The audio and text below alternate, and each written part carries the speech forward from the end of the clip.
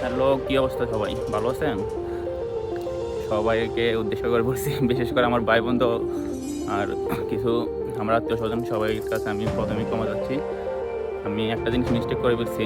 সবাইকে আমি বলছি যে ১২ তারিখ আমার ফ্লাইট, আমি চলে যাব। বাট একটা জিনিস সবাইকে বলি নাই যে রাত্র ১২টার পরে যে ১২ তারিখ মানে ১২:৩০টার দিকে আমার ফ্লাইট। তো ১২ তারিখই তো পড়বে। কিন্তু আমি তো বাসা থেকে বের হয়েছি ১১ তারিখ বিকাল ৪টার দিকে। এটা কাউকে বলি নাই। সবাই আমাকে মেসেজ দিয়েছে যে, "তুই মিথ্যা কথা বলছ।